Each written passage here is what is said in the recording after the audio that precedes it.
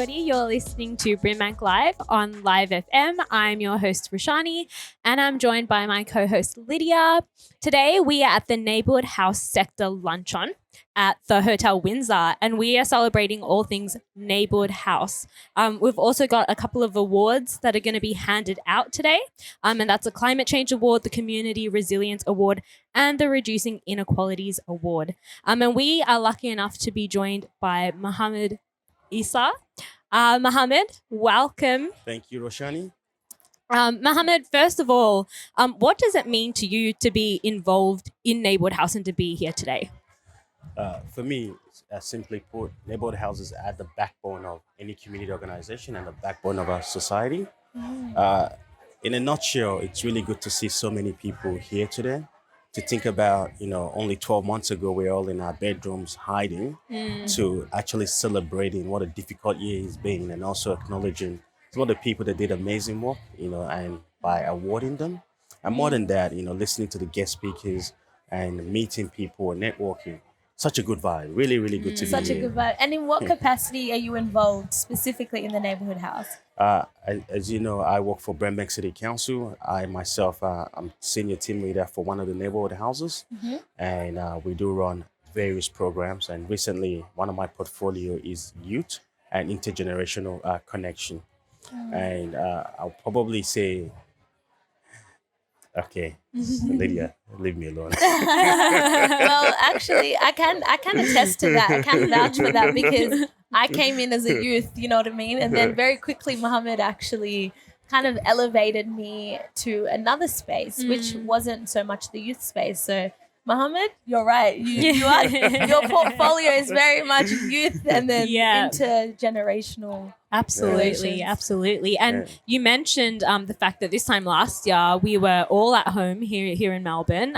Can you tell us a little bit about what Neighbourhood House have done to support the community during COVID-19?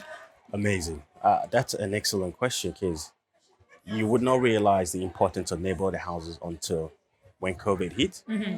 We're actually able to change everything we're doing to respond directly to needs, whether it's by providing food, going out and dropping off food to people that are not able to leave their houses, spreading messages about the importance of staying at home, keeping 1.5 kilometers away or distance or whatever.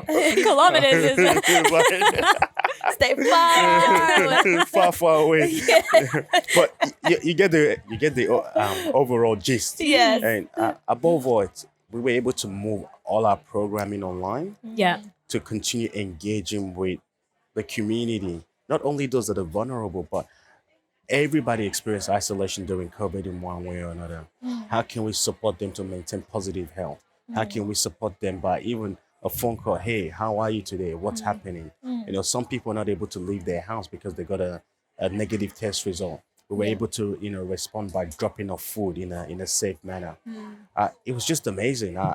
I don't believe we've been as innovative previously as we are, moving and changing with the times and the circumstances we find ourselves in. Yeah, moving and changing with the times. And in times of crises, it does really require you to adapt and to respond. Absolutely.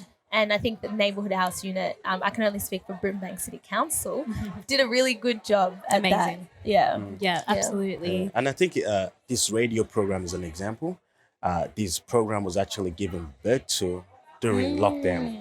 I do remember on the 16th of April 2020 where we were all having a meeting about what are we going to be doing now, and people gave idea to this, and amazing, more than 12 months on, we're still here. It wasn't just surviving for us, it was thriving. There you go. Absolutely. And looking forward, Mohammed, what do you see Neighbourhood House, your specific Neighbourhood House, are doing, and what exciting projects do you have coming up in the future? One of the things we have coming up in the future is really understanding the significance of intergenerational connection and how that can actually contribute to people's sense of belonging, contribute to people's sense of identity. Really, creating spaces where the younger people are able to educate the older people are able to educate the younger people, and bridging that gap that exists with certain communities when it comes to bringing everybody together in a holistic wrap around village style approach. Yes, and that's even from my own personal like reflections. If I'm being really honest, something I've reflected about recently is just the intergenerational disconnect that I have seen between myself and my parents. Even though it's not it's not so bad that it's problematic and it's causing me a disruption of peace, but it's still there, and it's still something that I feel like I want to address in this lifetime. Do you know what I mean? If I want to address that, then there's something to address for more peace, and I can only imagine how that looks in different communities as well. But given our high population of first generation Australians, especially like East and West Africans, South Africans, you know, we definitely need to be having those conversations. Absolutely. It's really important.